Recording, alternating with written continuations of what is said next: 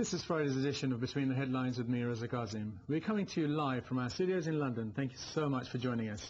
We have two guests on tonight's show to keep you engaged. First up, and on my right, Mrs. Claudia Webbe, advisor to former Mayor of London, Ken Livingstone, and alongside her, Mr. Iqbal Siddiqui, a journalist. A hearty welcome to both of our guests. On tonight's show, Obama. Who would you compare him to? Muhammad Ali or Sonny Liston? Some would say that it is a great white hope on the verge of entering the White House. Can I tease and say that should it still be called the White House after the latest election result? The papers continue to ratchet up the hope of and are already making excuses for him in the event that he doesn't make progress in the Palestinian-Israeli conflict. The death toll in the British Army in its two adventures in Iraq and Afghanistan reaches 300, with the blowing up of 2 Marines in Afghanistan. What's in a number? But it has generated news in a number of papers. The Pakistani soldiers are cooperating with the Americans on the battlefield. What's going on? US troops have killed Pakistani civilians as well as Pakistani soldiers. The Pakistani parliament passed a resolution to tone down hostilities in the tribal areas. Yet the onslaught continues. Is this democracy in action, Pakistani style? US monetary aid demanded this cooperation. Now the United States is extracting the pound of flesh. All this to come, but before then, we value your opinions here on Between the Headlines.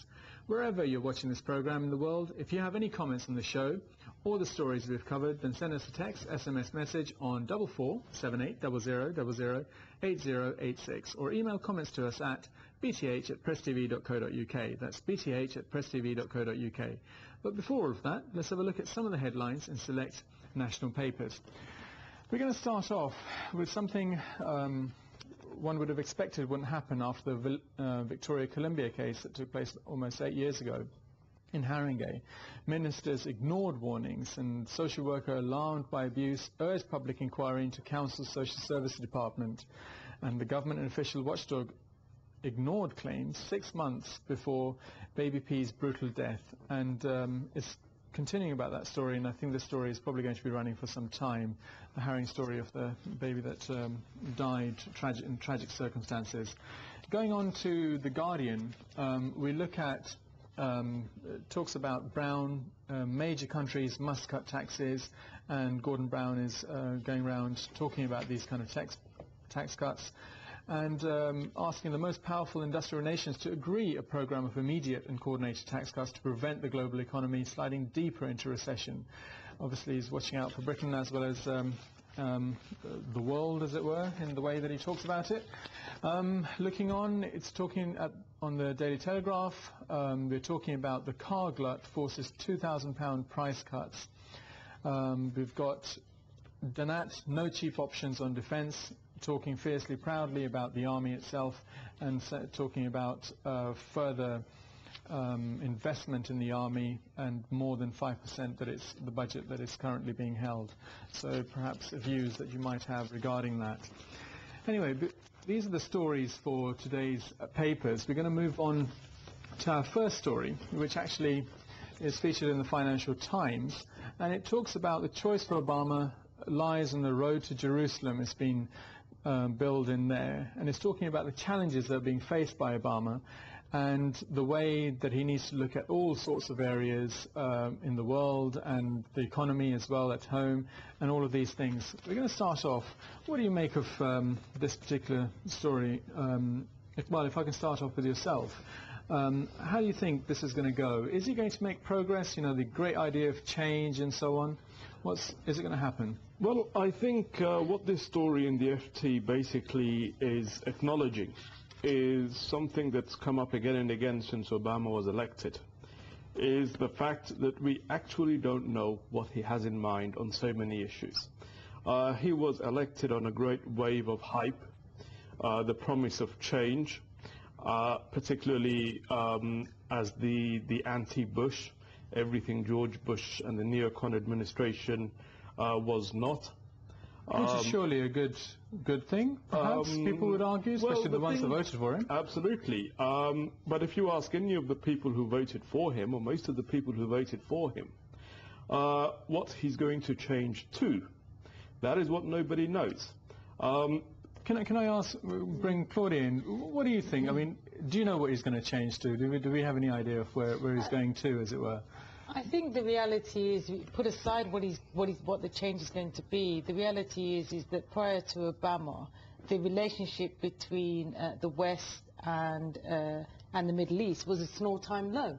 And in a sense, the whole anti-Americanism approach was quite high. And in a sense, Obama has brought a halt to that. And therefore, that in itself is a good thing.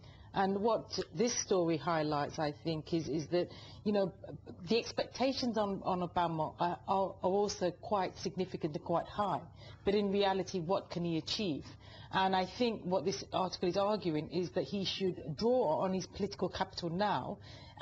The first thing that he should be doing when he takes office is to focus on the Middle East, because everything that surrounds him, his background, his history, his whole stance in terms of what he stands for, gives him great political authority now. But will he actually be able to capitalize on that, considering the appointment that he has made of Rahm Emanuel and so on? Well, this is the thing. The appointment of Rahm Emanuel is no great surprise. They were very close in the campaign. He was the chief of staff in the campaign, and it had been signaled in advance that basically he would be taking that position in an Obama administration. So that's no great surprise. It's just that in the hype of the campaign and everybody talking up the prospect of an Obama victory, nobody wanted to raise the awkward questions. But the reality is, on all the major foreign policy issues in particular, once you get past the image of change, you realize that in terms of substance, very little is likely to change. And the fact that Obama's image is so different, in a sense, makes it possible for him to change less. It will disguise the fact that he isn't changing anything of substance. Okay. And we're talking about here, you know, one of the articles talks about Muslim fears over pro-Israeli chief of staff, and the fact that this is what you're actually referring to, and it's been commented on in the Telegraph, that, well, what is with this appointment and the fact that this Rahm Emanuel actually holds an Israeli passport and has actually served in the Israeli military is something that is quite significant.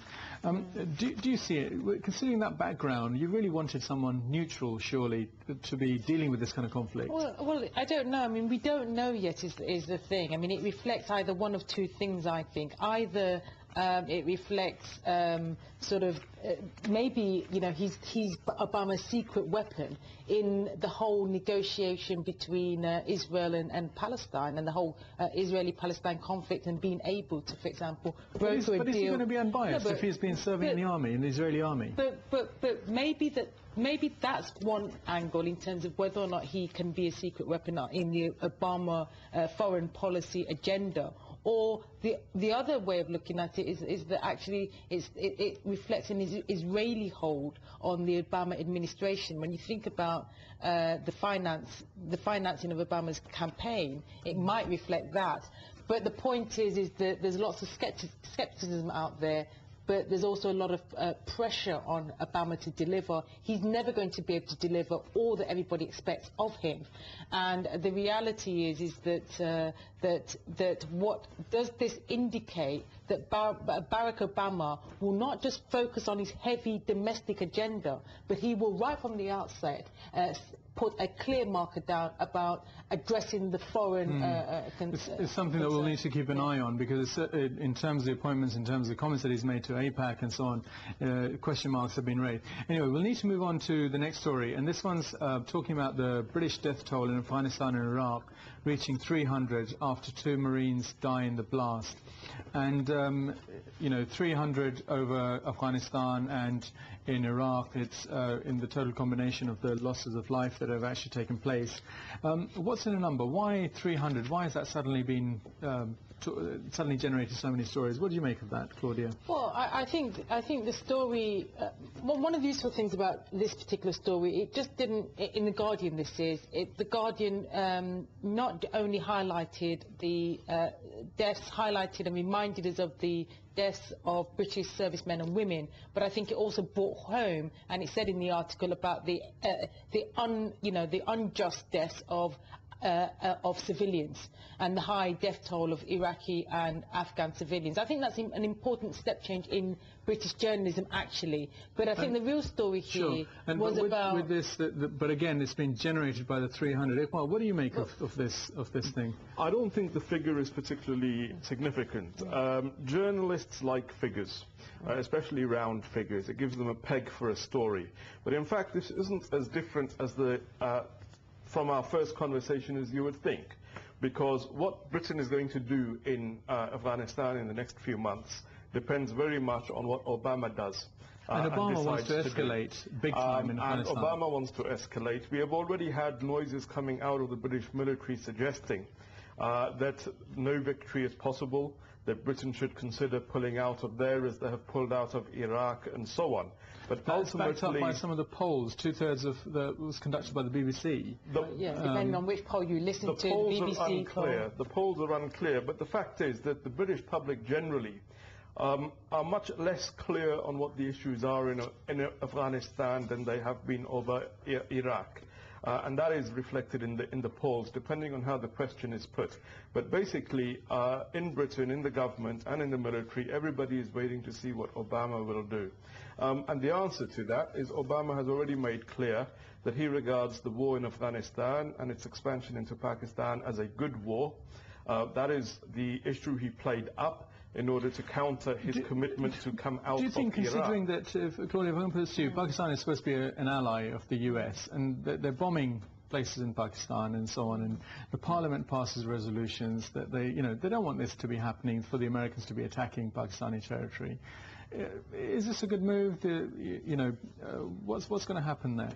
Well, there's always been a united front between the US and the Pakistan. It hasn't incidentally changed with the change of leadership in Pakistan. And the reality is, I think, is that I'd like to see, with a new president of the US, I would like to see more left to the leaders in the Middle East being able to, in a sense, try to broker the, in a sense, peace within.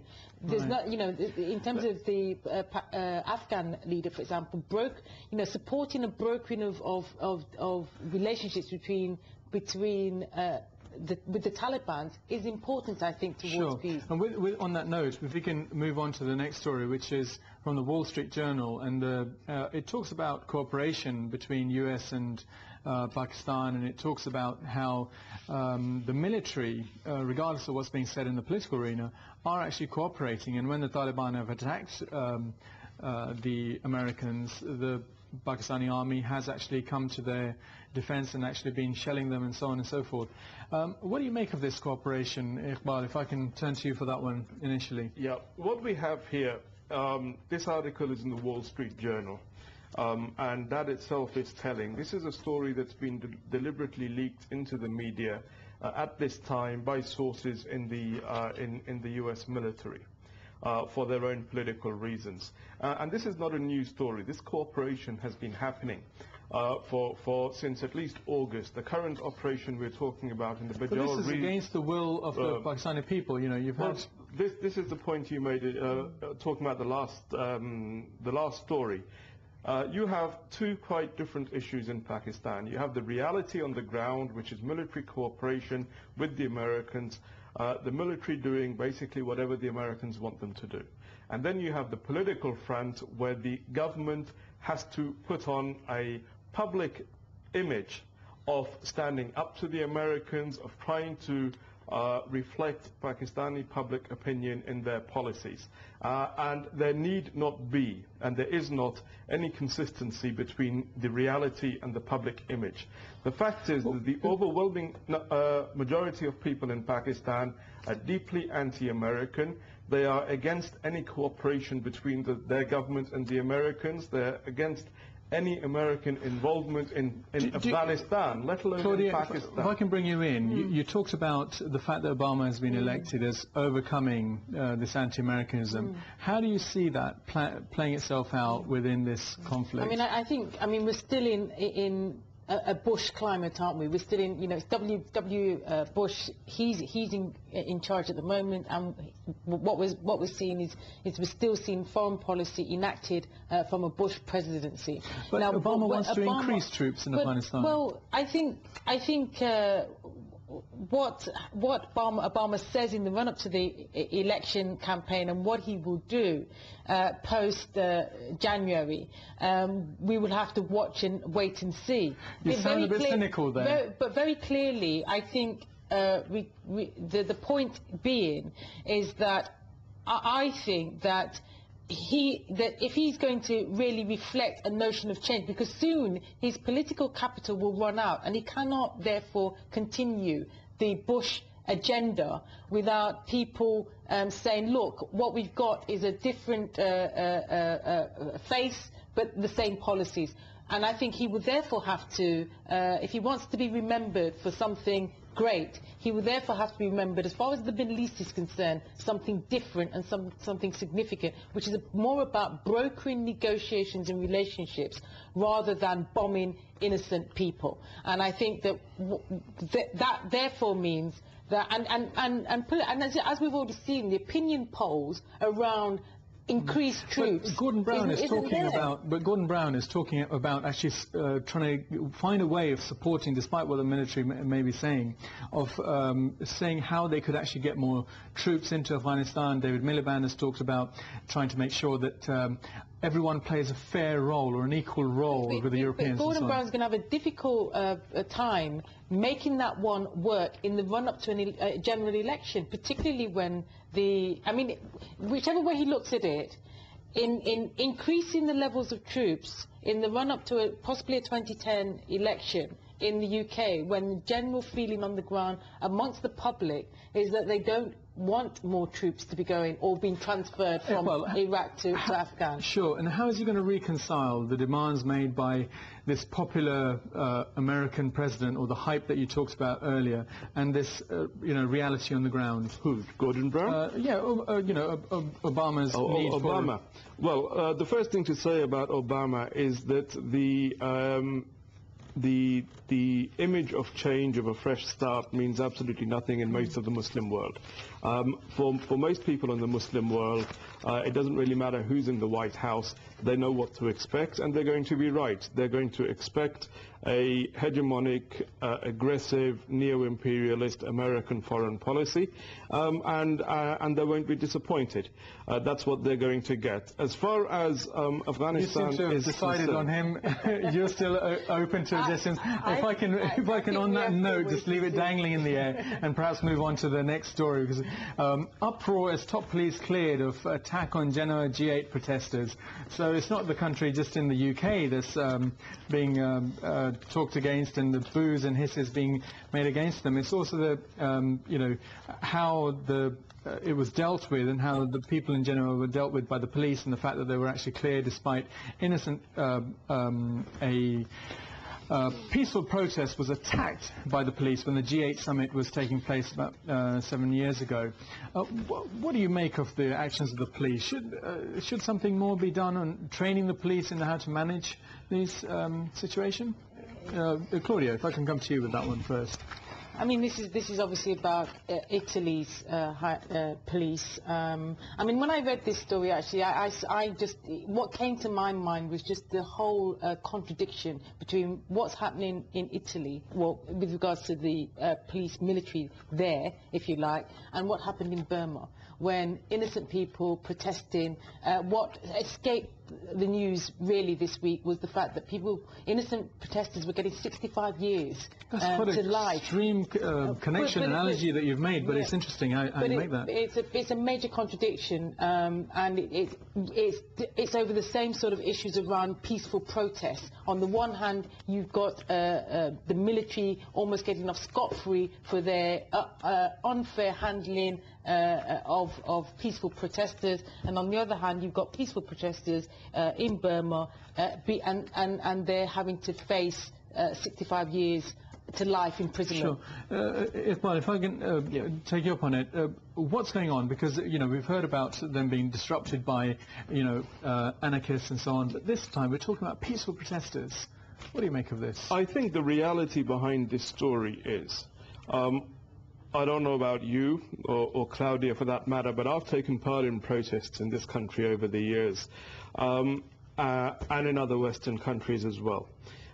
Behind the image of political freedom and so on, there is always there's ultimately a level of state hostility and repression of dissidents from the political extremes.